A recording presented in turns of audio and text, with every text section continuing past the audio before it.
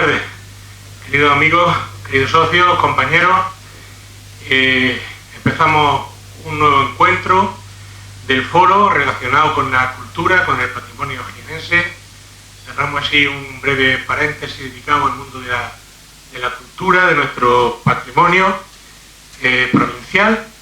Y si bien en el anterior encuentro el director general del Instituto de Patrimonio Andaluz y tal habló sobre las generalidades de lo que es el patrimonio provincial, el que tenemos, pues hoy va a tocar hablar del patrimonio nuestro, pero que no está aquí, que por diversas circunstancias pues salió de nuestra tierra y nos ha vuelto, es decir, del patrimonio mueble de todas las épocas, que por diversas causas y circunstancias hoy se encuentran fuera de nuestra tierra jienense.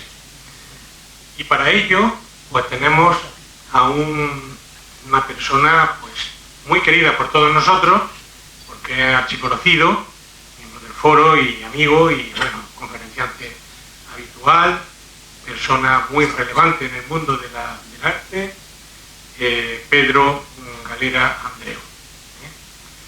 Pues Pedro Galera nace en Melilla, que hace un melillense por Jaén. Pero bueno, su vida académica se centra en las universidades de Murcia, Granada, también Sevilla, pero es en 1972 cuando llega a Jaén, donde echa raíces, desarrollando su actividad profesional en esta universidad, donde ha desempeñado diversos cargos como profesor titular, director de extensión cultural, decano de la Facultad de Humanidades y obteniendo su cátedra de Historia del Arte en 1995.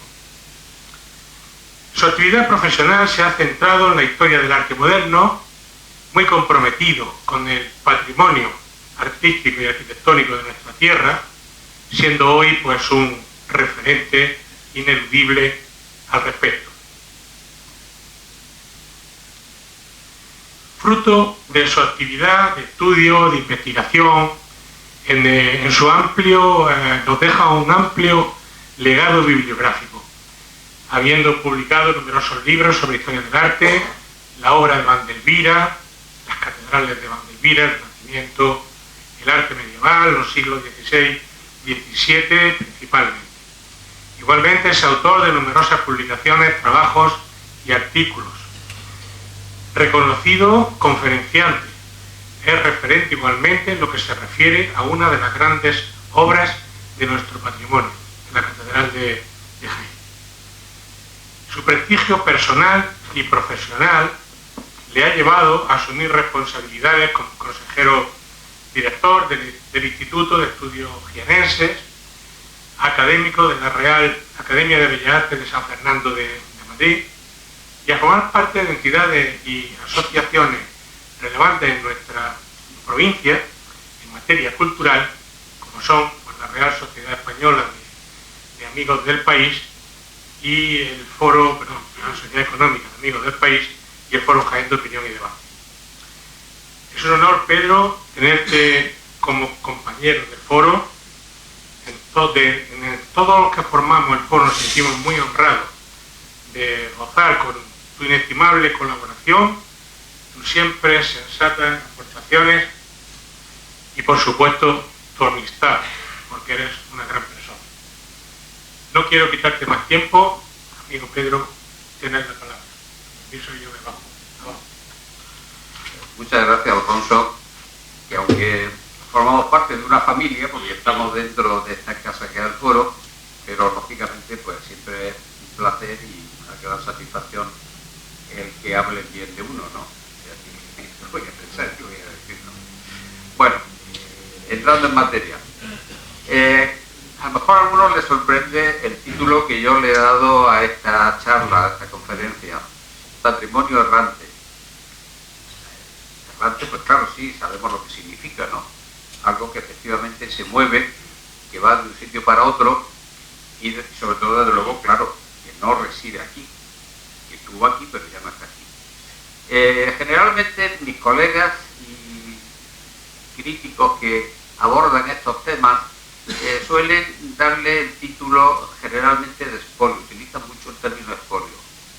Pero yo he querido obviar ese término porque el expolio tiene una connotación violenta.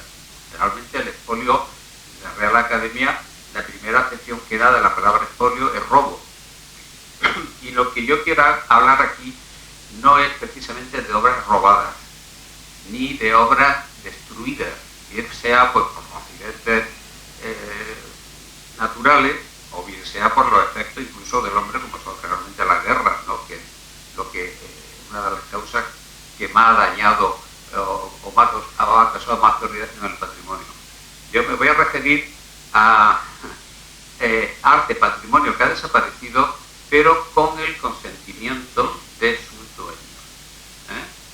Y el consentimiento de sus dueños es sencillamente pues porque el 90% de los casos se ha vendido.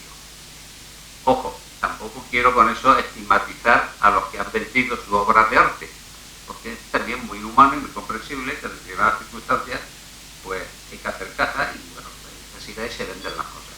Y que eso tampoco es, no hay que tomarlo en un sentido totalmente peyorativo. Pero sí tiene un aspecto que es el que me interesa reflexionar, ¿no? Y es que cuando una parte importante del patrimonio se desprende, una comunidad, una sociedad se desprende de ese bien, porque es un bien, pues lo primero que salta a la vista es que no hay mucha consideración hacia ese bien. Es decir, no se considera que el patrimonio artístico, incluso todo tipo de patrimonio, no solamente artístico, se considere un bien cultural y por tanto un bien, digamos, no voy a decir sí, casi de primera necesidad. Entonces esta es la clave y diríamos que bueno, sería digamos el principio y el final, la conclusión de este tema, ¿no? Porque efectivamente hay una parte importante del patrimonio jienense que ha desaparecido por esta vía. Bueno, pues eso forma parte, como es lógico, siempre de unos determinados contextos. En una época determinada, en un momento determinado, pues efectivamente instituciones, no solamente personas, sino instituciones, se desprenden de sus obras. Y aquí es donde vamos a empezar. Bueno, esta es una historia bastante novelesca, porque claro, es una historia donde hay mucha picaresca, donde hay personajes que son realmente novelescos, que intervienen en todo esto, y eso, bueno, pues a veces hasta incluso no, pues quizás haga un tanto divertido, posiblemente divertido para algunos, porque luego tiene siempre una vertiente un tanto triste estos episodios. Voy a empezar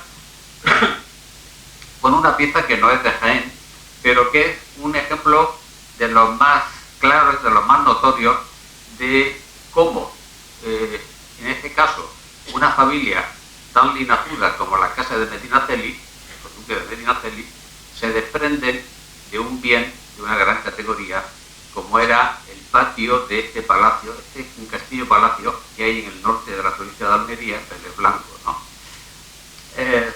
El castillo de Vélez Blanco es un castillo del siglo XV, esto era de los Fajardo, que era adelantado del reino de Murcia, una punta de lanza en la frontera granadina, un militar, además fue muy exitoso, ¿no? El marqués de los Vélez. Y a comienzos del siglo XVI, en la segunda década, hace ya un patio donde se introduce en forma renacentista.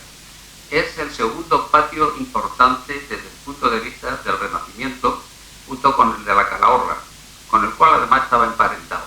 Y de hecho, la gente que trabajó en la Calahorra, en la provincia de Granada, cerca de Guadix, trabajan también aquí. Bueno, pues en 1906-1907, el duque de Medinaceli, que se jugaba hasta las pestañas, pues por problemas del juego, no dudó en vender el palacio, vender el patio del palacio.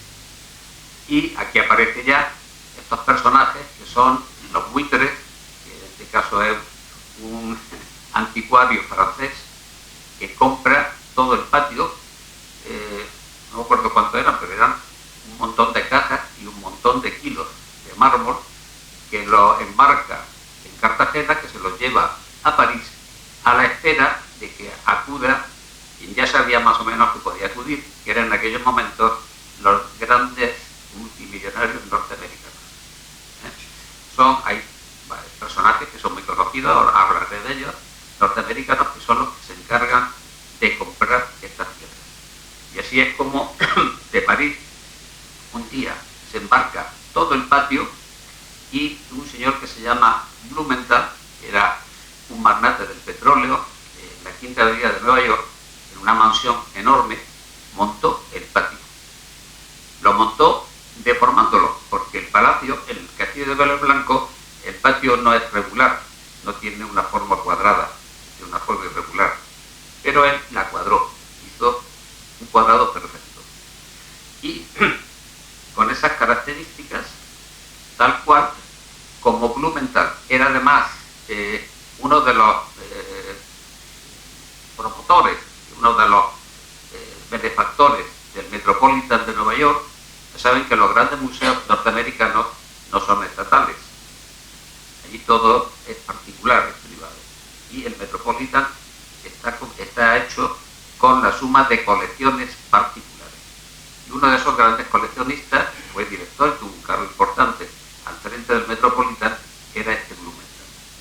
Cuando él muere, los hijos se desentienden y desmontan el patio y lo dejan en depósito en el Museo Metropolitan, donde hoy se puede ver y es una de las piezas más importantes que conserva ese museo.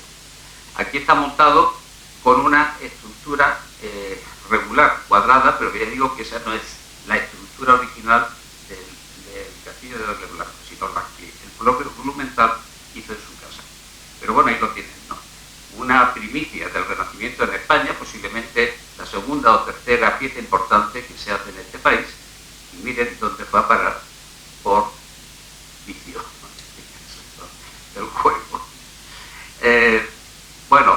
Además, lo que pasa siempre en estos casos es que luego todo se trocea. Este señor francés, que fue el que compró, el chamarilero, que compró todo esto, a su vez lo fragmentó todo. A Blumenthal le vendió los mármoles, pero el salón, el gran salón, un salón enorme, con unas vistas espléndidas que tiene el castillo de Vélez Blanco, ese gran salón tenía un friso de madera con el tema de los trabajos de Hércules, un tema mitológico que estaba inspirado en una estampa muy famosa de un alemán, y eso pues lo vendió por separado. Y esto apareció no hace tanto, en 1985, 1986, rebuscando en los fondos del Museo de Artes Decorativas de París, apareció estos frisos. Y esto pues están en París, esto no está en Norteamérica. O sea, que tenemos un bien que encima de que fue expoliado, expoliador digo relativamente porque el propio duque fue el que lo vendió, ¿no? De motu propio, pues encima está troceado. Con lo cual, además, y esto siempre es el gran problema, ni de una forma ni de otra hay visos y perspectivas de que se pueda recuperar, a pesar de que la Junta de Andalucía lleva ya invertido un capital en la restauración del castillo. Se puede visitar y, bueno, tiene mucho interés, todavía no, pero no lo tenemos ni mucho menos completo. Bueno, en toda esta historia había unos agentes que se hicieron ya famosos, tan famosos que algunos incluso escribieron libros de historia del arte. Es el caso de este matrimonio de Arthur Bain y Mildred Stapley, que eran los agentes que tenían los magnates estos norteamericanos y eran los que compraban las obras en España y se las llevaban a Estados Unidos. Ya tenían previamente, casi siempre cuando ellos compraban aquí, ya tenían el comprador aquí.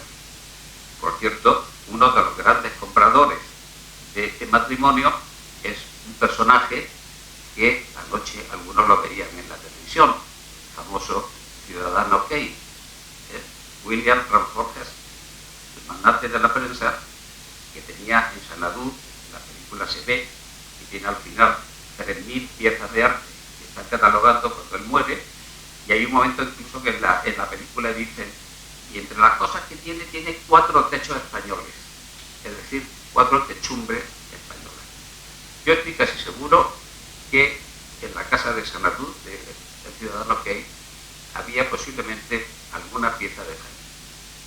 No está documentada, no está catalogada, pero sí hay muchas posibilidades, porque este Bain, autor de esto que están viendo aquí, que es el catálogo que en 1927 se hizo en Nueva York, que era un catálogo con más de 300 piezas del conde de las Almenas, el conde de las Almenas, que tenía una finca aquí en Jaén, por lo cual debía andar, ahora verán una cita que sale aquí en este catálogo. Pues este Bain le vendía muchas cosas era uno de los agentes que tenía el famoso Key, vamos, el falso Key, la película se llama Key, se ha puesto ese nombre ficticio, pero es Randolph Hearst, ¿no? De manera que por eso me da que pensar que con mucha posibilidad, entre esas más de 3.000 piezas que tenía este hombre en su casa en Sanadú, podría haber algunas cosas que igual me llenan. El conde de las Almenas compró, aparte de lo que él, cosas que hemos visto, ahora verán que salió en su finca, compró cosas de la catedral, y todo esto pues, pasó también a través de las manos de este matrimonio, sobre de Arthur Bain y del señor Stapley, a los coleccionistas norteamericanos. Por ejemplo, de ese catálogo he seleccionado esta pieza, una máscara romana. El catálogo, por desgracia, no está ilustrado. Bueno, está ilustrado, pero tiene muy pocas ilustraciones. Tiene muchas piezas que solamente se describen. Aparece, aunque en la foto que yo he sacado, en la captura de pantalla, aparece una línea roja. Esa línea roja es el precio, señalaba el precio en el que se vendía la pieza. Y eso, pues, no he cortado, no ha salido ahí, ¿no? Pero, como ustedes podrán leer, se trata de una cabeza, posiblemente de un fauno, así con toda seguridad, que, como dice ahí, se encontró en una finca que tenía el conde de Almena. El conde de Almena primero tenía una casa, él vivía en la calle Serrano, en Madrid, y la casa era ya un museo.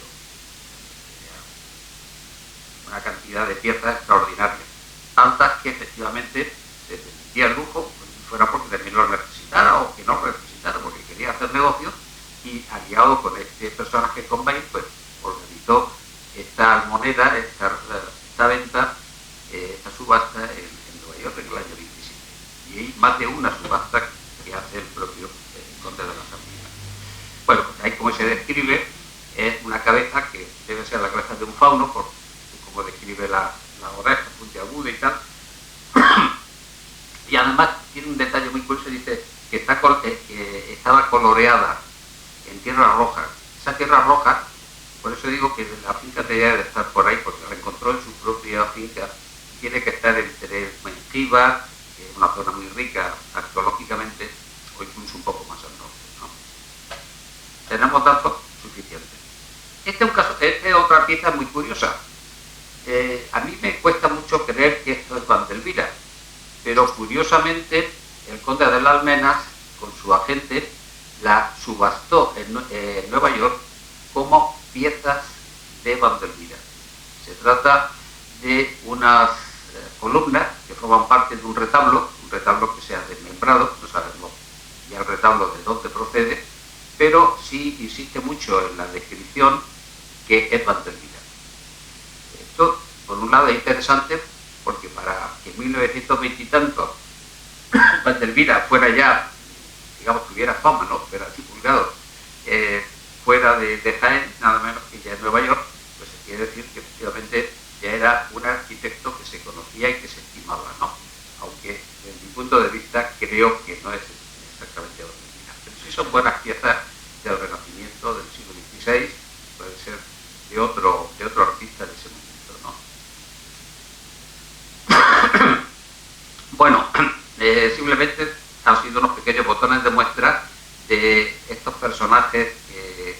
El otro gran personaje norteamericano era Huntington, que era también otro magnate del petróleo, y ese quizá hoy sea el que más ha perdurado, porque es el que crea la famosa Hispanic Society, que está en un barrio muy malo de Nueva York, cerca del Bronx, y es una pequeña aventura ir hasta allí.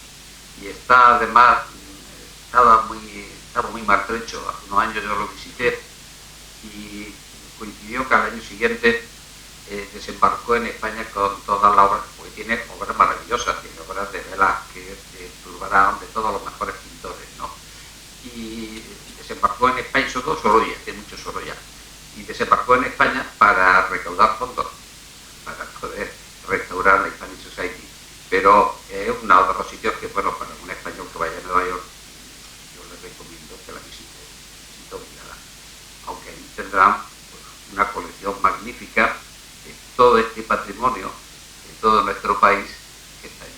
Claro, que si van también al Metropolitan, no solamente podrán ver el tema del patio de Vélez Blanco, es que el Metropolitan tiene un área al aire libre, se llama The Cloister, donde están monasterios enteros que se desmontaron pieza a pieza y se volvieron a montar allí. Y los últimos son de los años 50. ¿No?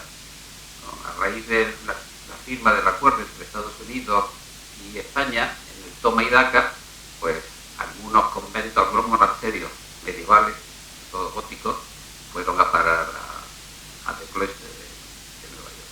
O sea que la historia no es solamente un problema de la primera mitad del siglo, que sí era un contexto de mayor carencia, ¿no? Sino que, como vemos, también después incluso pues, ha seguido adelante.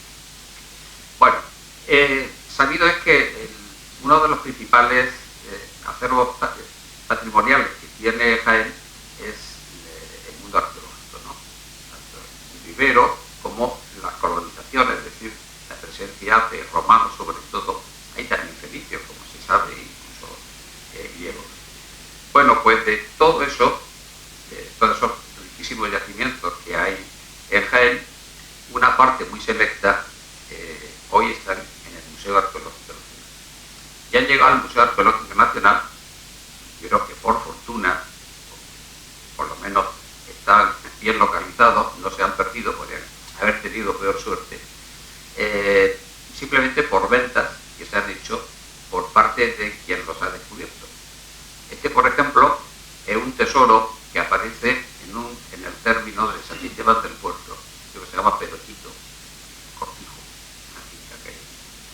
Y ahí aparece uno de los mejores conjuntos de platería ibera, que como ven consiste, hay dos piezas fundamentales que las vamos a ver ahora en más detalle: la pátera, que es esta que hay el primer término, y la gran copa, y luego hay pues ya una serie de vasos y de fragmentos que pues, ya tienen principio menos interés. Pero estas dos piezas son dos piezas soberbias, magníficas, ¿no? La pátera está toda repucada, plata labrada, con ese gran elemento de lo ibero, que es el tema del lobo.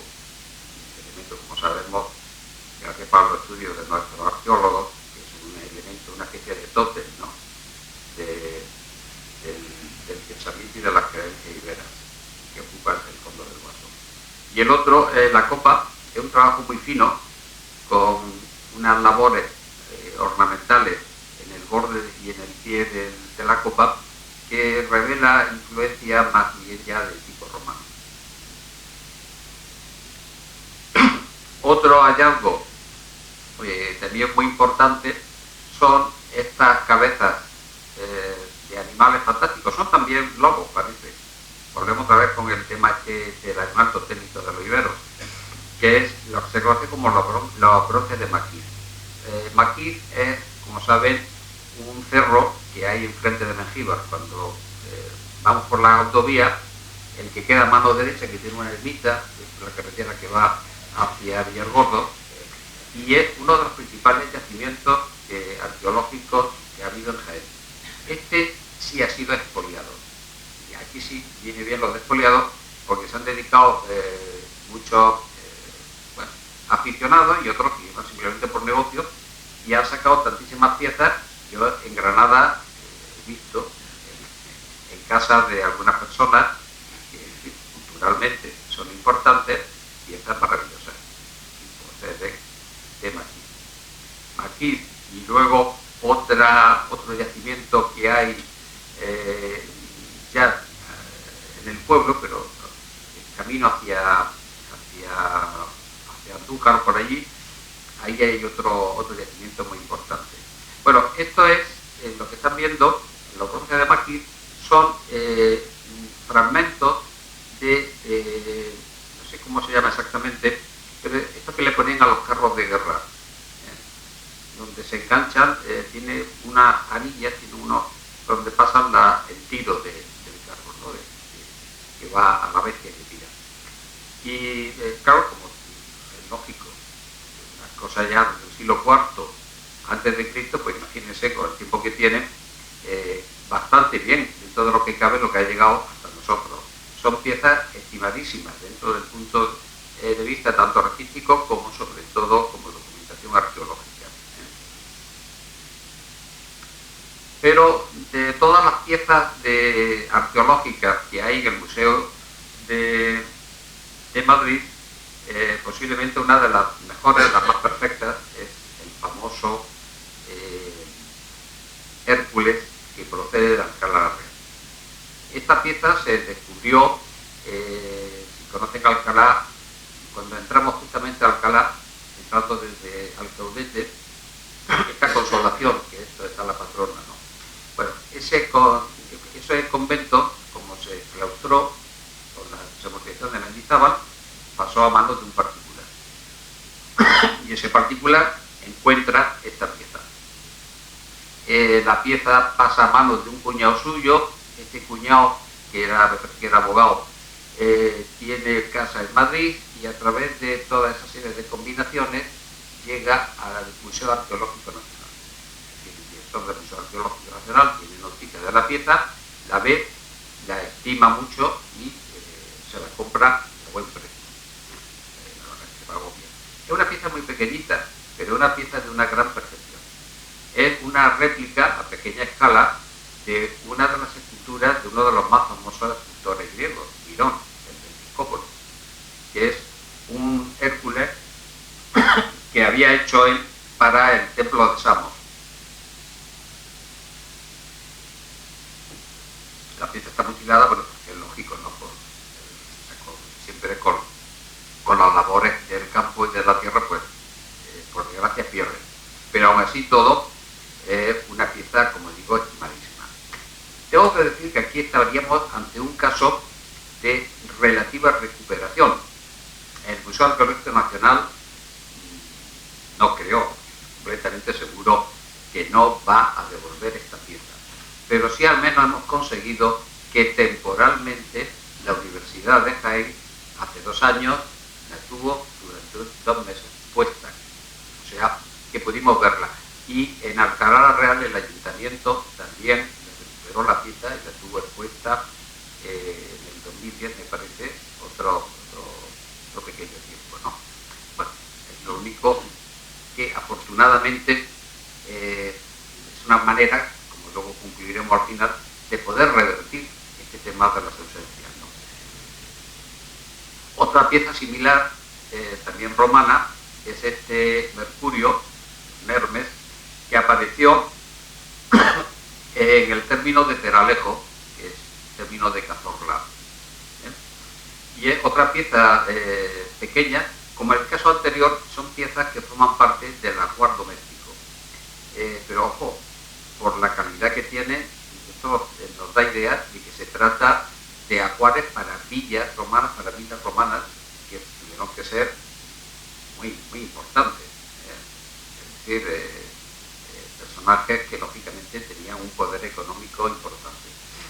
El mundo de la arqueología romana en Jaén está, yo creo que todavía en gran medida por descubrir, porque se está trabajando, se viene trabajando mucho en lo ibero, pero de los romanos relativamente, y hay verdaderos tesoros y sospechos que tiene que haber muchas cosas todavía mucho mejores. El famoso mosaico que ha aparecido en Cástulo es uno de los mejores mosaicos del siglo I que conocemos hoy, ¿no? Y Cástulo en sí es un conjunto pues, que está todavía todavía por excavar en más de 3/4 partes, ¿no? Lo de Mengíbar, lo de la Terra Sigillata que aparece cerca de Andújar, etcétera, etcétera. Es decir, hay pistas donde pueden salir, estoy seguro que van a salir cosas muy importantes.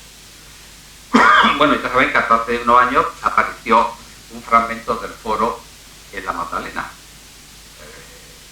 El Jaén romano estaba muy localizado en torno a la Magdalena y ha aparecido solamente nada más que los primeros peldaños de una escalinata en ese punto central.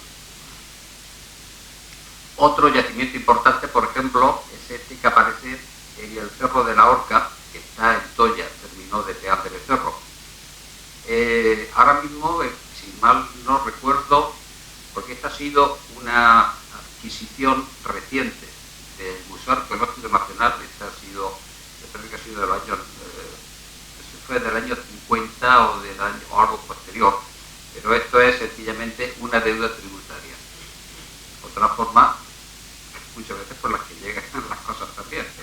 Román Pulido, para que se puede decir el nombre, paga una deuda con Hacienda a través de 111 piezas que proceden de piezas muy importantes.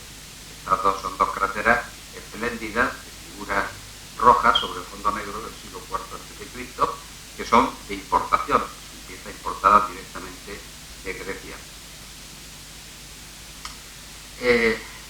Siguiendo un poco más adelante en el tiempo, llegaríamos, porque fíjense que además que yo lo que seleccioné, he hecho nada más que una pequeña selección de todas las cosas que tenemos fuera, que son lógicamente importantes, pero he procurado hacer una secuencia que va desde la prehistoria por lo menos hasta el siglo XVI.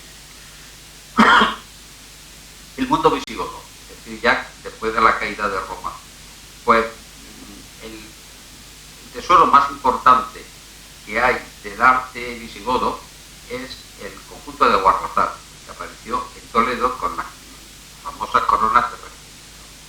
Pero el segundo, incluso creo que algunos dicen que tiene más piezas que tenía el de Guarrazar, es el tesoro de Torredonjimeno, que aparece también en un cortijo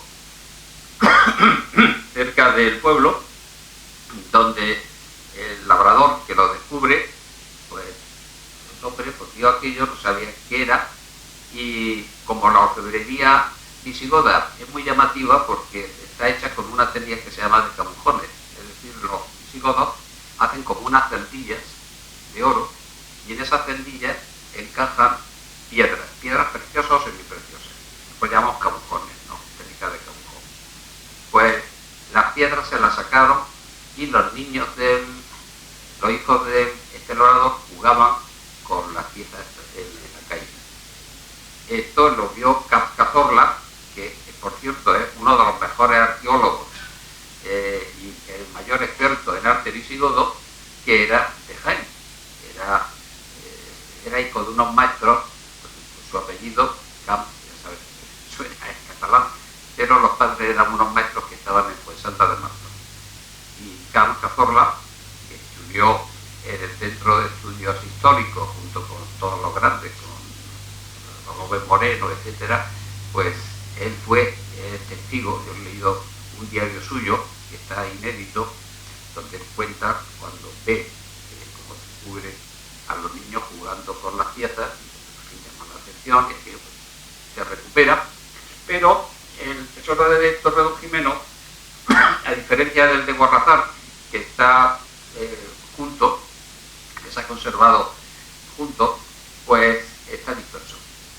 Y está disperso en 3 sitios, porque está una parte en el Museo de Córdoba, otra parte está en el Museo Arqueológico Nacional y otra parte está en el Museo de Cataluña, el Museo de Arte de Cataluña.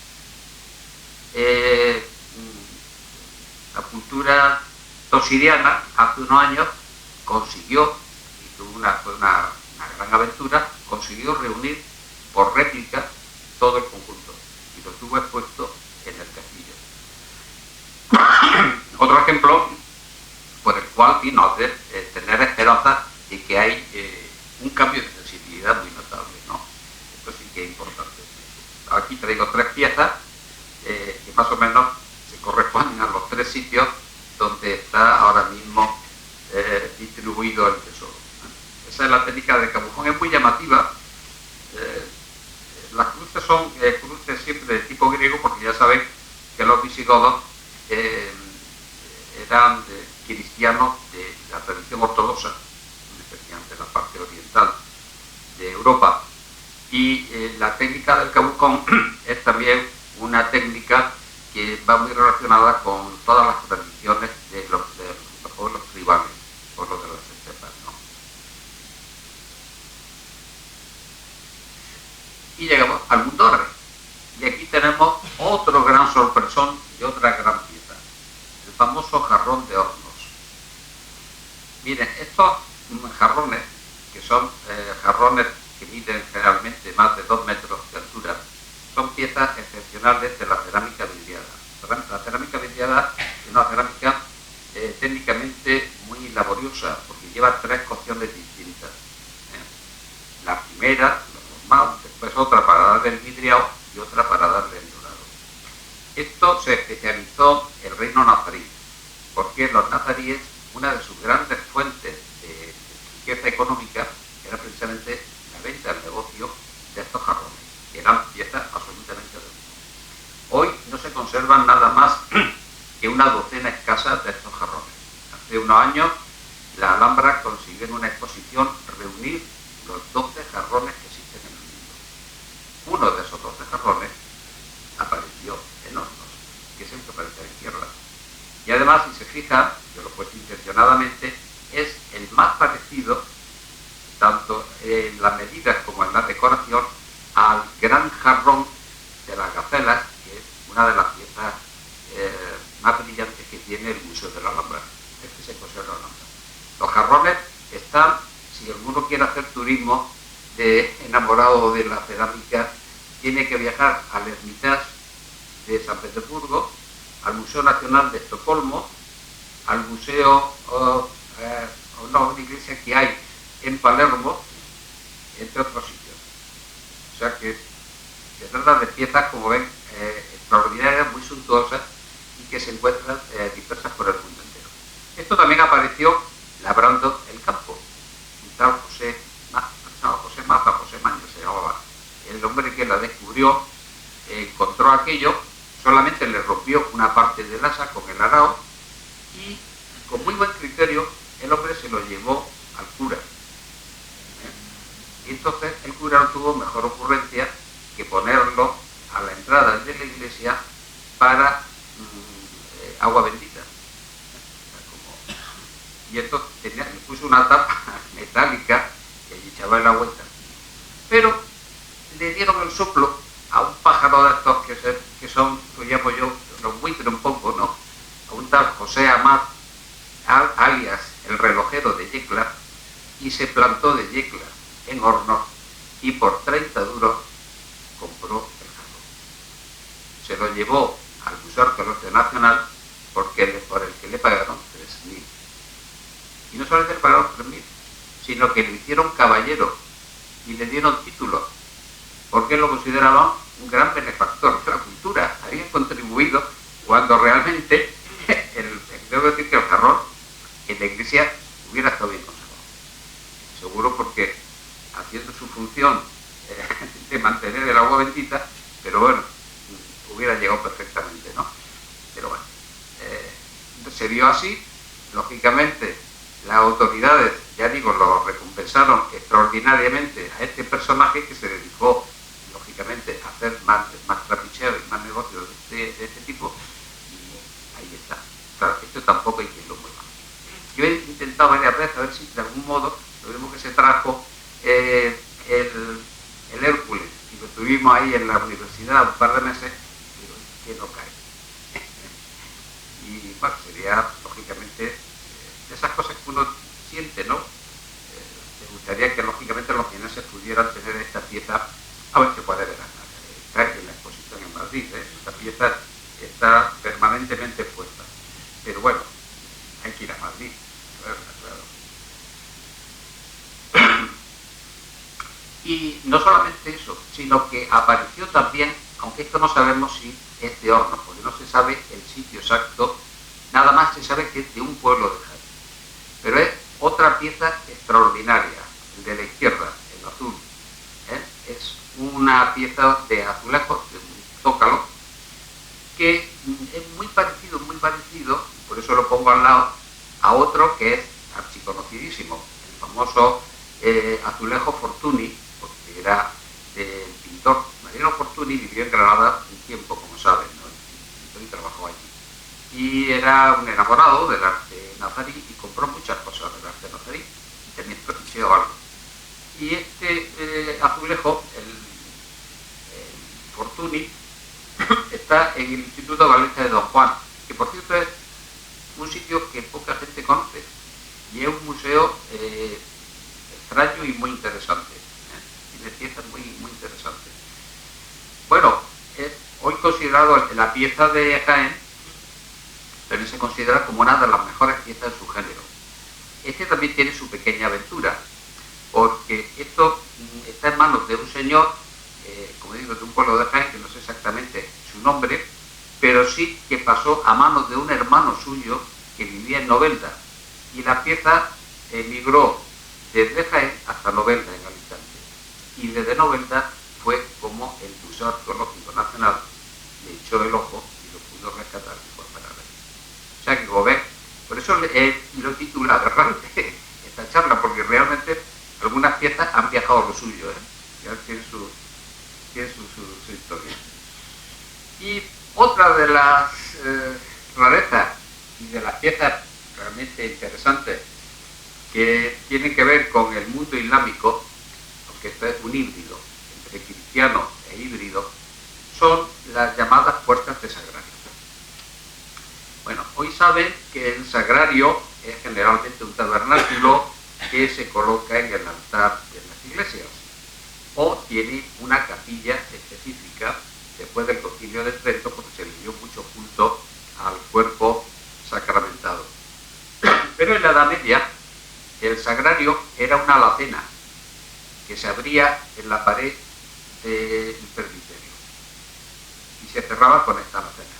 Un discípulo mío, que ha hecho una tesis muy brillante sobre la arquitectura islámica, ha sugerido que pudieran tener cierta relación con una alacena que hay también en las mezquitas al lado del mihrab, donde se guarda el mimbar.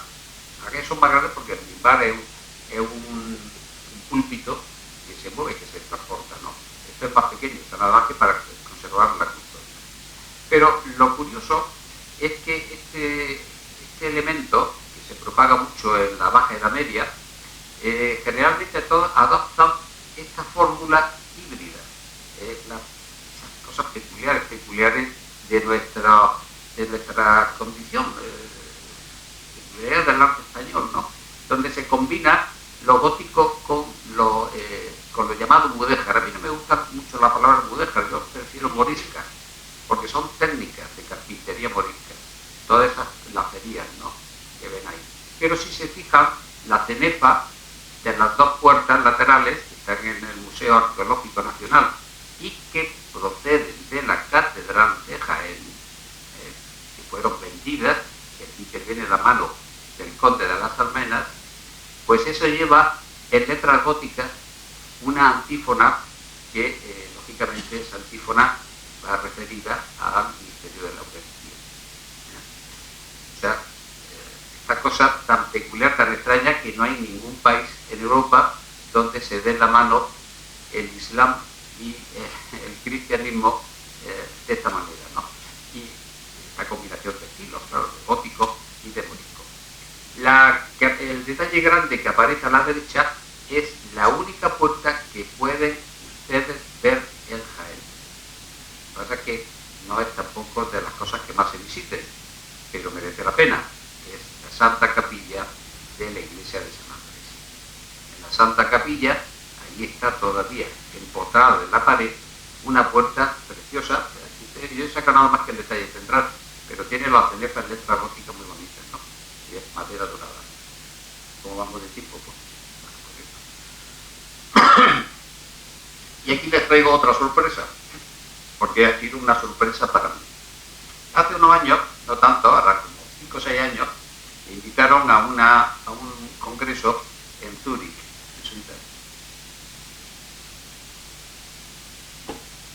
Íbamos allí a hablar de la Alhambra. Yo llevaba un tema, que son las estampas románticas de la Alhambra y tal, y se presentó una chica de Madrid con este tema. Ni más ni menos que una cosa que yo daba absolutamente por perdida. Detalles ornamentales del Palacio del Condestable de Jaén.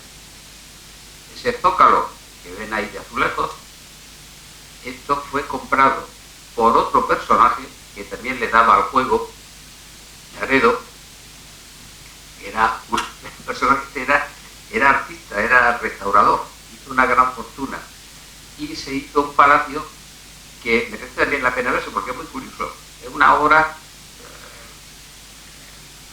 bizarrísima, una cosa que es una mezcla de arquitectura neoárabe, neogótica y tal. Está en Alcalá de Henares y hoy es el Centro de Estudios Cimmerianos, por lo cual también lo veo difícil. Cuando me enteré de esto, pensé, digo, bueno, a lo mejor el Ayuntamiento de Jaén hace un esfuerzo y negocia a ver si se recupera esto. Pero esto está, claro, lo tienen muy bien hecho. Vamos, está muy bien hecho. Ahora es un pastichazo, esto es un pastiche, ¿no? En los techos, los alicatados, la decoración de las paredes, todo esto se llama la sala árabe, porque está toda decorada en clave de lo árabe. Pero estos son originales, son zócalos. Y es, hoy por hoy, junto con lo poquito que queda en el Salón Budeja, pues esto sería lógicamente los zócalos que se están. Bueno, entramos en el mundo del Renacimiento. Ahí, ya lo vesianicé un poquito más. Empezamos con esta pieza, que es otra pieza sensacional. Una pieza que es de un gran ejemplo de la orfebrería centroeuropea. Tan centroeuropea que esta pieza está marcada con una W y una J, que son las marcas de Wender Jahnitzer, uno de los artistas más importantes de la Alemania, bueno, que entonces no era Alemania, centroeuropea del siglo XV. Era un orfebre que trabajó fundamentalmente para Maximiliano, el abuelo de Carlos V. Y estas son las copas de lujo que utilizaban para los grandes banquetes. Bueno, pues un hijo de Maximiliano, por tanto hermano de Felipe el Hermoso, Leopoldo de Austria, entró en religión y apareció por aquí. Apareció por aquí porque fue obispo de Córdoba. Pero además, él que era un hijo natural de Maximiliano, reprodujo lo mismo y tuvo otro hijo natural con una señora de Jaén, que se llamaba Catalina Alfer. El apellido no es muy bien, no sé. Posiblemente fuera una dama de corte. Porque estamos moviéndonos en un ambiente, lógicamente, muy importante. Bueno, pues ese hijo que tiene Leopoldo, obispo de Córdoba, con esta señora de Jaén, se llama también Maximiliano y fue abad de Alcalá la Real, después obispo de Cádiz, después obispo de Segovia y terminó sus días como arzobispo de Santiago de Compostela. Tenemos casi la total sospecha porque la pieza es tan del ámbito, se llama como Copa de Nuremberg, porque es que lleva, además de la marca del platero, WJ, lleva también la marca de la ciudad, que es Nuremberg, y por tanto es precisamente una pieza de la corte de Maximiliano, de la corte de los duques de Borgoña. Y tiene que ser un regalo de Maximiliano a la Catedral de Jaén, porque gracias a esta fotografía en blanco y negro que tienen ahí a la derecha, verán que Enrique Romero de Torres, el padre del famoso pintor, que hace el catálogo arqueológico, el catálogo monumental de Jaén, que está todavía sin publicar, está inédito, una copia, pero no se ha editado. Tengo esa cosa sobre mi espalda porque tengo compromiso de sacarlo. Pues en esa foto, que es del comienzo de 1913 o por ahí será, dice claramente que es un copón que procede de la Catedral de Jaén. La Catedral de Jaén, como pasó por las puertas, fueron años malos y años de penuria, y lo vendió como plata vieja. Lo compró un platero de Córdoba, un tal Lanuza, y a tal Lanuza se lo compró otro particular. Y eso sí, el particular tuvo el detalle que se lo vendió a la Diputación de Córdoba por el mismo precio que le había pagado. Es que no negoció, no sacó provecho del trapicheo. Pero lo cierto es que la propietaria del copón es la Diputación de Córdoba. Y de hecho esta pieza la tienen en la capilla. Esta pieza la hemos traído también a Jaén. El año pasado estuvo expuesta en la universidad como pieza de artista. Pieza suntuosísima. Es plata dorada.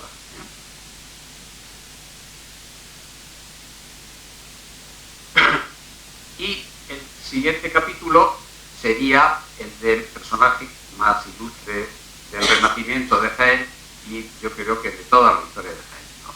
Don Francisco de los Cobos, secretario del emperador Carlos V, y el hombre poderosísimo y hombre además muy rico, porque fue doblemente ministro.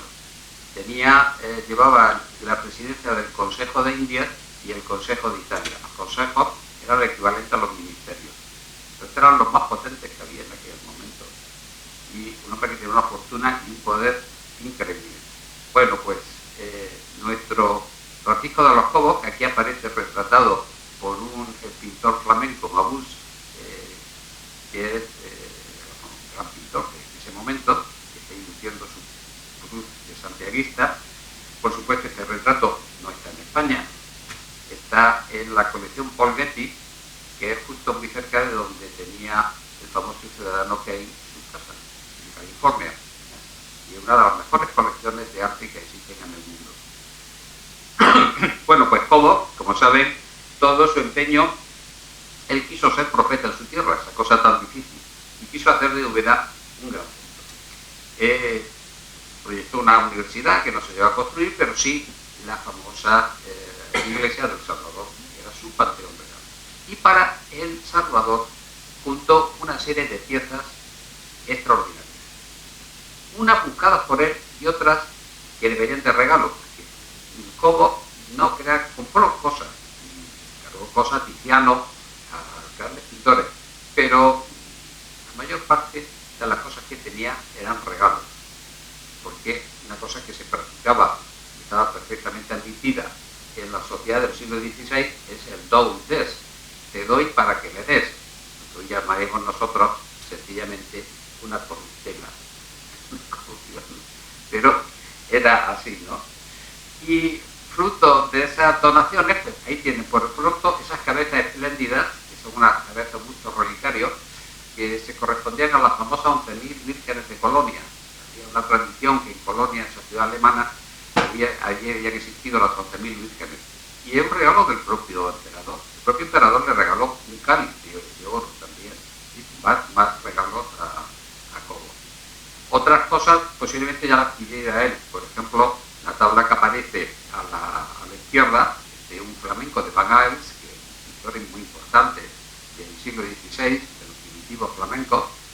Todo esto estaba en la iglesia del Salvador.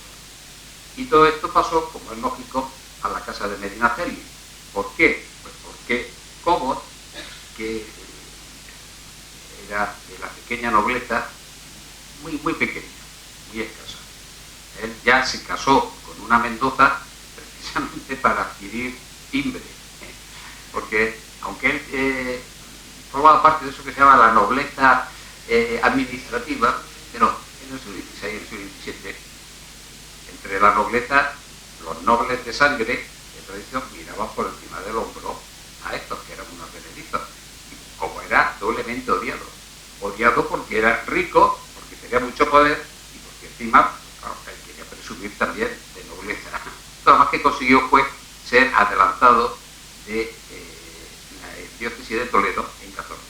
Pero se precipitó rápidamente a casar al niño y a la niña con los más granados de la nobleza. Entonces, al hijo lo casó con esta que era, tenía el título de Ricla, y por ahí entran en la casa de Medinaceli, y a la hija la casó con uno de la familia del gran capitán, con los Fernández de Córdoba, el duque de César, que le dio muchísimos quebraderos de cabeza porque el yerno era el primero que no aguantaba, no toleraba al suegro con todo su poder, ¿no? Bueno, pues el caso es que fruto de todo eso vienen los regalos. Y aquí viene el primer gran regalo, la que hoy se considera la principal pintura renacentista que existe en España. La Piedad de Sebastiano del Piombo. Una pieza que pesa un quintal porque es una pizarra. Está pintado sobre una pizarra. Creyendo que así iba a durar más. Pero es falso. La pizarra se desfolia y de hecho tiene serios problemas de conservación. Hoy es un depósito del Museo del Prado, pero procede, como las piezas anteriores, de la Fundación Medinaceli, porque son los dueños, han pasado por la herencia, todo eso a ir a parar a su casa, con lo cual también nos hemos quedado ayunas. Pero aquí tengo que decir que en estos momentos esto sí que es casi con toda seguridad recuperable. Se ha firmado un convenio entre el Ayuntamiento de Úbeda y la Casa de Medinaceli, y cuando está a punto ya de concluirse todo, de prepararse, en el Hospital de los Honrados Viejos se va a dedicar todo el espacio construido nada más que para exposición de estas piezas que estamos viendo. Perdón. Bueno, el regalo, esto es un regalo de Ferrante Gonzaga, el hermano del duque de Ferrara. No, duque de Ferrara no, de la otra ciudad que hay al lado. No, Gonzaga de Mantua. Bueno, esta pieza es una pieza, digo, fuera de serie. Tardó mucho en pintarse, tardó 6 años en pintarse, porque Sebastiano del Piombo, que era un grandísimo pintor, junto con Miguel Ángel y con Rafael, era un serio rival. Él era muy amigo de Miguel Ángel, luego al final se pelearon, pero era muy vago. Y además, cuando ya al final lo hicieron secretario del sello, eso era el Piombo, el apodo que él tenía, pues todavía se hizo más vago. Pero luego además tenía sus ideas muy particulares y le tenía cierta ojeriza, no solamente a Cobo, sino generalmente a los españoles, porque él era muy crítico con la religiosidad nuestra, en el sentido de que él decía que los españoles éramos un poco, digamos, como unos cristianos de mucho bombo, de mucho relucir, pero de poca sustancia, ¿no? Y entonces hay una carta donde explica todo eso. Hubo un momento en que incluso se le quiso traspasar el encargo a Miguel Ángel, pero Miguel Ángel se quitó también del medio, luego ya al final terminó la obra. Luego es una obra magnífica, una belleza increíble.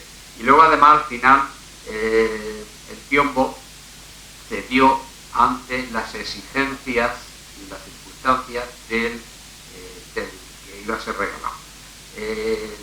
La Piedad tiene un paño en la mano y el que está en anamorfosis, pero se puede reconocer, es la cara del Santo Rosario. Es decir, el Piombo cedió ante las devociones particulares de los españoles.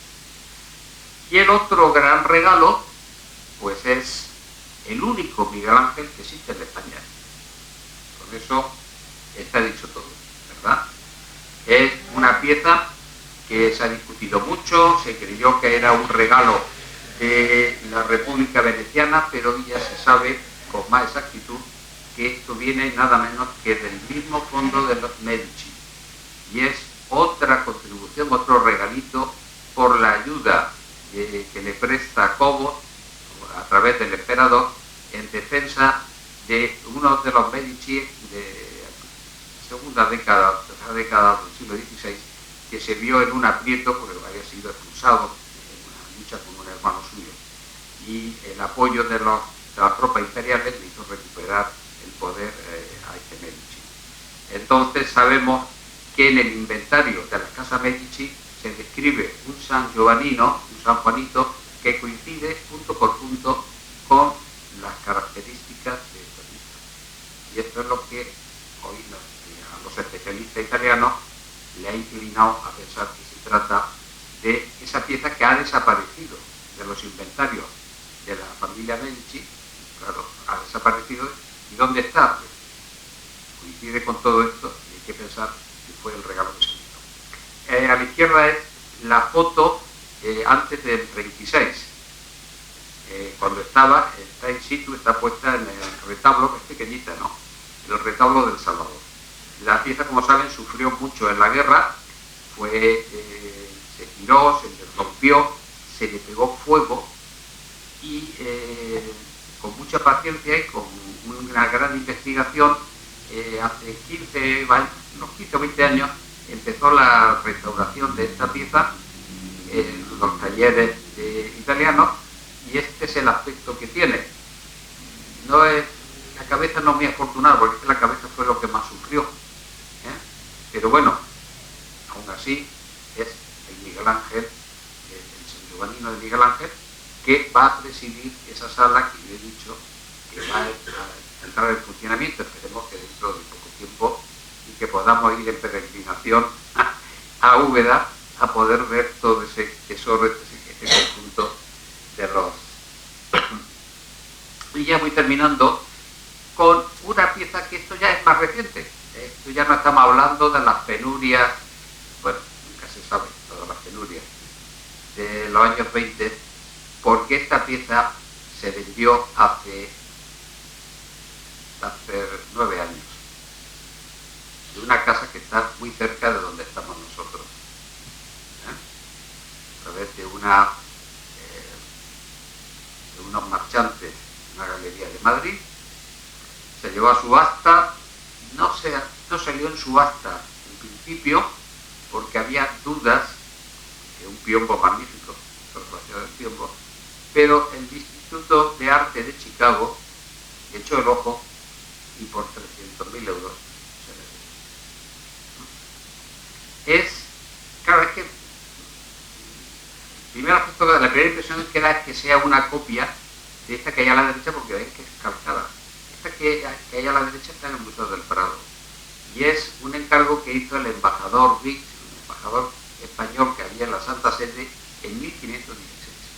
Luego, tiene otra fecha, posiblemente esta a su vez sea otra copia, porque está fecha en 1529, pero son de una calidad extraordinaria.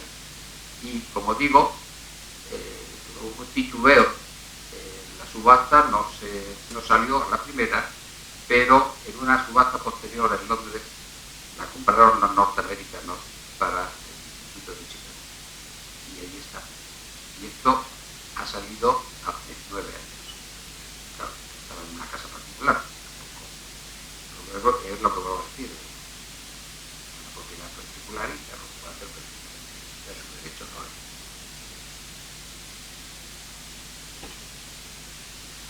Bueno, ya de lo último que voy a ver, esta reja magnífica, que era del Palacio de la Quintería de Andújar, lo que hoy es la sede de los juzgados de Andújar. También la tiene el Museo Arqueológico Nacional. La rejería jienense del siglo XVI es de lo mejor de todo el patrimonio artístico. Saben que hay el gran maestro Bartolomé, aunque no era de Jaén, era de Salamanca, pero es una gran figura de la rejería española del XVI, y es tan magnífica. Afortunadamente las tenemos todavía in situ, pero muchos han perdido. Y termino ya con otro ejemplo de esperanzador de lo que son las recuperaciones. Eso que ven ustedes ahí es un retablo que desapareció también en la guerra civil. Es de la colegiata de Santa María de Úbeda, de una capilla particular que se llama el retablo de la Misa de San Gregorio, porque es el cuadro principal. Es un retablo absolutamente a la italiana, hecha por una gran figura como es Pedro Machuca.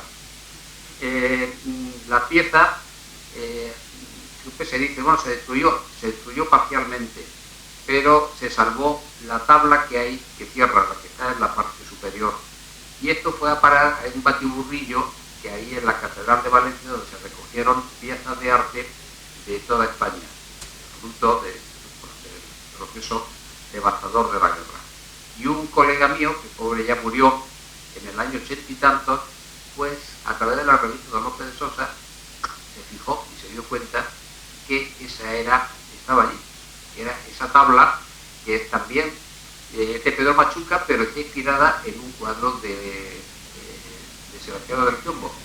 Y esa piedra, pues afortunadamente la tenemos hoy en el Museo de la Catedral. O sea que aquí sí tenemos ya una pieza recuperada.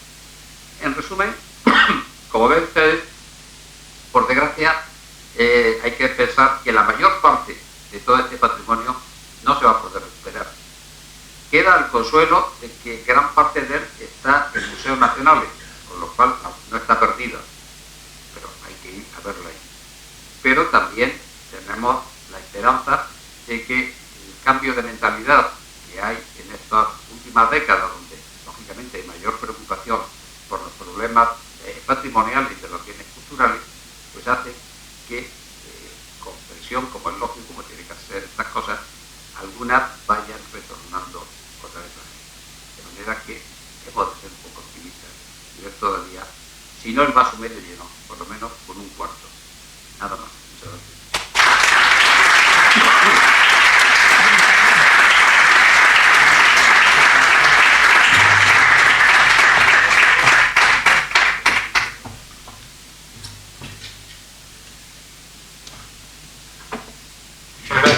Pedro, y enhorabuena por tu magnífica conferencia, que francamente yo creo que es un ejemplo de mucho más que tiene que ver por ahí. Tiene ese por desgracia, pero es una razón de muestra muy interesante por lo bien documentado a la pieza. Concretamente yo fui ayer, de casualidad, en el Torreo Jiménez, en el castillo, y francamente magnífico la restauración que han hecho. Y en el Torreón, que está habilitado en la histórica, está reproducido totalmente el tesoro visigodo, hablado que no se lo pierdan porque es una magnífica colección con que sea réplica. Y el castillo en sí es una obra de arte, porque la restauración que han hecho es estupenda y además pues tiene un artesonado también mudéjar, pues de primerísima categoría. Por lo tanto, es una buena visita, muy cerquita. En fin, abrimos el turno de preguntas y estamos a la disposición de ustedes. Es difícil preguntar, ¿verdad? Opinar, venga. Estupendo. Gracias, Pedro, como siempre, porque cada vez que hablas aprendemos muchísimo. Mi pregunta, tú sabes, yo procedo de Torreo Jiménez y yo soy enamorado de la corona votiva. Entonces, la corona votiva se fue un regalo como un acto por cuando murieron cuando Santa Justa y Rofina de Sevilla murieron como mártires, pues fue un regalo que se hizo allí. Entonces mi pregunta es, lo último que has dicho es muy aleccionador, que tengamos esperanza de que se pueda recuperar, porque la gente de Torreo Jiménez está muy enamorada de que eso vuelva. Yo sé que la de Córdoba y la de Arqueología de Madrid fueron en concurso público, una subasta y se lo llevaron.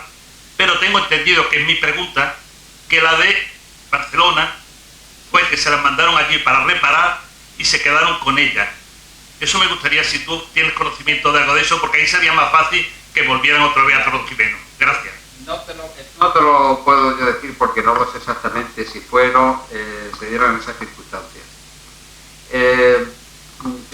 Yo creo que ahora mismo, fíjate, es curioso, si la cosa fue así sería más fácil en principio, pero entramos también en otra variante, otra variable. Como sabéis, ha habido ahora polémica terrible con el tema de Sigena, ¿no? Y los de Sigena han forzado llevarse las piezas, las pinturas que estaban en el Museo de Arte de Cataluña. Sospecho que intentar ahora rescatar eso iba a producir la reacción, digamos, un poco como en compensación o como en venganza. Es una simple opinión, igual a lo mejor puede ser más posible. En principio, si se hizo desde luego con esa triquiñuela, vamos, porque eso es claramente un hurto, pues sí, podría ser. Pero claro, es que la historia, fíjate, los mármoles del Partenón, que fueron también robados, fueron llevados por Lord Elgin. Cierto que también lo hizo con la buena intención porque había un polvorín allí, ¿no? Y estaban bombardeando los turcos y podían haber volado. Y el gran argumento que siempre esgrimen los ingleses es que son unos salvadores del patrimonio. Este es el tema. Lo mismo que al relojero de Yecla lo condecoraron y le dieron todo, que entendían que había recuperado el jarrón. Es que son temas que tienen muchas aristas, ¿no? Y por eso es difícil predecir. Como todas las negociaciones, pues son negociaciones difíciles, pues depende de cómo se lleven y hay que tocar muchas teclas. Empezar desde la presión popular, que evidentemente suele ser la más eficaz, la más oportuna, pero luego pues también están todas estas otras variables circunstanciales, ¿no? Eso es difícil. Los de Elche, más empeño que tienen los de Elche en llevarse la dama. Claro, cuando a mí se me ocurrió decir en las discusiones cuando se fue a hacer aquí el Museo de Argibero, que digo, ponerle la denominación de Museo Nacional, porque con la denominación de Museo Nacional, desde el punto de vista legal, todo el arte de esa categoría o de esa tiene que entrar a ese museo. Por ejemplo, el museo, en España hay 3 museos, 4 nada más nacionales. Está el Prado, que es de pintura, el de escultura, que es de Valladolid, y luego otro que es frustrado, que es el de arte islámico, que está en la Alhambra, que no tiene nada más que allí 4 cosas, pero que no se ha llegado a juntar. Claro, yo decía, si le ponéis la etiqueta de Museo Nacional Ibero, automáticamente Jaén tendría derecho no a tener lo que aparece en Jaén, que es lo que tiene ahora, sino que tendría las mejores piezas del arte ibero de España. Claro, me decían, sí, hombre, como que los de Elche iban a ver. Por eso te digo que hay, es complejo, ¿no?, este tema. Pero, sí, las cosas hay que intentarlas. Yo, desde luego, para mí, lo digo aquí, como lo dije en su día, ha sido un atraso el que no se declarara al Museo Ibero Museo Nacional. Porque eso legalmente, esto es muy importante, porque hay que cuidar con la legalidad. Los museos provinciales, yo creo que los museos provinciales tienen el derecho a tener toda la secuencia histórica de todo tipo patrimonial, desde lo etnológico hasta el bien mueble, porque es un museo histórico.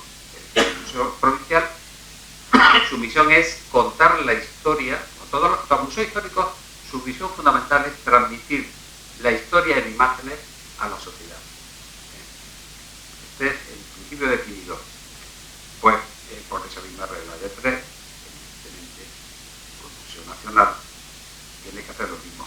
Claro, esto hubiera supuesto, como pasa en Valladolid, es cierto que, hombre, en Andalucía hay Cano, hay Martín Montañés, hay buenas piezas, pero el Museo de Valladolid tiene una representación de todos en la Florinata, porque es Museo Nacional.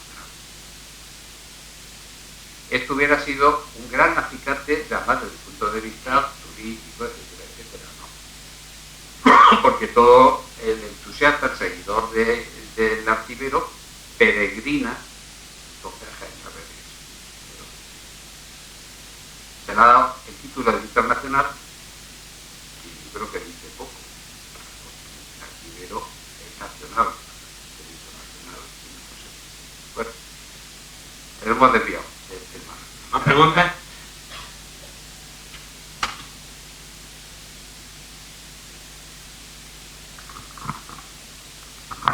Hola, bueno, muchas gracias por la disertación y también al Foro Jaén por organizar estas conferencias. Al hilo de lo que comentabas del Museo Ibero, efectivamente, como bien dice, ha habido muchas personas que han luchado porque sea un museo nacional, y en una conferencia precisamente que hubo aquí, al final aquello se descartó, por desgracia, y a mi entender, más que nada por cuestiones políticas, de una administración y otra, y al final, como todo va tarde, pues ya lo abrimos de cualquier manera, que está bien que se abra, pero sería bueno recuperar el discurso del Museo Nacional. Y luego una pregunta referente, que has dicho que el San Juanito de Úbeda, crees que pronto lo podremos ver, pero claro, te quiero preguntar si tú, como conocedor del asunto, supongo que tienes noticias que desconocemos los demás, porque desde el año 2019 ya se estaba diciendo que iba a haber un acuerdo del Ayuntamiento de Úbeda con la Casa de Medinaceli, y claro, ha pasado otra vez muchos años. Por gusto de saber si realmente podemos soñar de verdad y a corto plazo. Muchas gracias. El convenio está firmado, además es un convenio por 90 años. Lo único, ahora mismo estaba pendiente porque a mí la Casa de Medinaceli me llamó para que también informara sobre el tema y tal, ¿no? El tema último, como yo lo tengo hablado, ahí lo que faltaba era, falta un estudio arqueológico, porque el proyecto consiste en unir el palacio del padre de Cobo, como que bueno, es también su palacio que hace el propio Francisco de los Cobos, unirlo con El Salvador y con el Hospital Viejo, pero queda en medio un espacio abierto, que ahora mismo pues no puede ser una zona descampada, jardín en todo caso, y eso necesita, es preceptivo, un informe, una prospección arqueológica. Ese era el último obstáculo que tiene.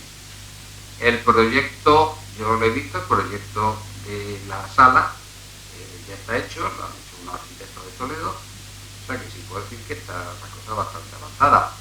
Y hay un lógico interés por ambas partes, por parte del Ayuntamiento y por parte de la Fundación.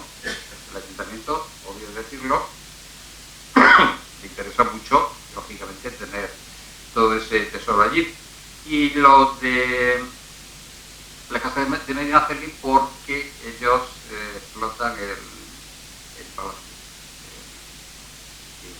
¿Sabes si va a ser? Creo que era sede, iba a hacerlo sede de la UNESCO. ¿Pregunta?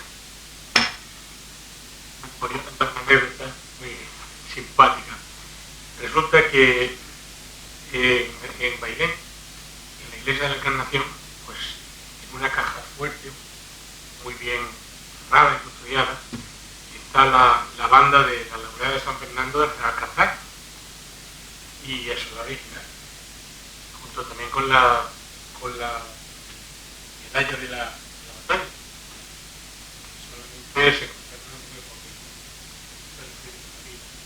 Pero en los años 50, 60, pues cuando llegaba alguien importante a Bailén, hacían el acto a la banda y se la iban regalando a los personajes que iban quedando, de tal manera que la banda fue menguando y ahora lo que queda es una mitad. Eso es otro tipo de espolio. Ese es un espolio más claro, ¿no? Lo cuentan como una gracioso, ¿no? Cuando ya que están un poco avergonzados de eso, ¿no? Pero es curioso. Claro, eso fue parte también del fetichismo, ¿no? Porque yo tengo que confesar ahí una cosa. El fetichismo no está libre, no te voy a decir nadie, pero sí gente importante. Gómez Moreno, pues, ¿no? Que era una gran figura, ¿no? Pues siempre tenía sus cosas un poco fetichistas. Y en la fundación, que yo he estado como parte también del museo de Gómez Moreno, hay unas cajas detrás de los cajas que eran metálicas, de los caramelos, de los bombones, con unos trocitos de tela que son de las mortajas de las infantes de la reina de Castilla que don Manuel recortó de las tumbas reales, de la Cartuja de Miraflores. Pero esto de la banda Era alguno que era muy aficionado a la carrera ciclista, entonces cuando se corta siempre un trozo se lo llevan de recuerdo. Bueno, voy a escribir ese problema que tú digas. Recuerdo también una exposición de una persona con su buena voluntad y su condición de ordenar jornadas para tenerla en la exposición. Voy a escribir ilustración de un cabeza. A ver, pues precisamente no sé. Bueno, que lo consideramos afectado por un delito de robo al patrimonio y otra ceder al ayuntamiento. Total, que el hombre tuvo que arreglar su colección al ayuntamiento para librarse de... Con lo cual ya no creo que haya mucha gente por allí que se dedique a ceder sus piezas para una exposición. Sirve de escarmiento. Muy bien. Bueno, pues si no hay ninguna cosa más, yo creo que ya la próxima reunión la tendremos en marzo, a la segunda quincena de marzo, y retomaremos de nuevo el mundo empresarial con nuestro empresario de nuestro rango. Seguro que será interesantísimo escucharlo también. El sector industrial, que muchas veces está un poco como olvidado, y también pues es un sector que ya factura muchísima cantidad enorme de dinero, más incluso que olvidar. Por lo tanto, vamos a seguir con nuestro empresario, vamos a seguir con nuestro tejido industrial, vamos a ir conociendo realmente pues esa parte tan importante de nuestra economía. ¿De acuerdo? Así que muy buenas noches, muchísimas gracias por estar aquí con nosotros. Ahora nos iremos a tomarnos una cerveza, pero antes tengo que hacerle un pequeño obsequio a nuestro querido Pedro, que como ya tiene el grabado de la cátedra, hasta que salga el próximo, pues le damos un pequeño detalle.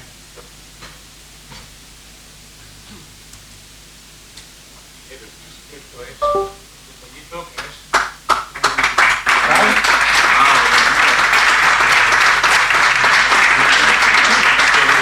un programa del foro, para que tengan un recuerdo en casa. Muchas gracias.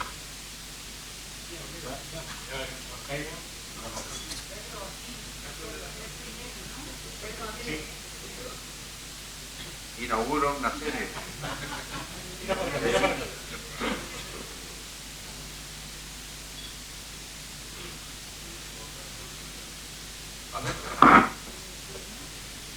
Muchas gracias.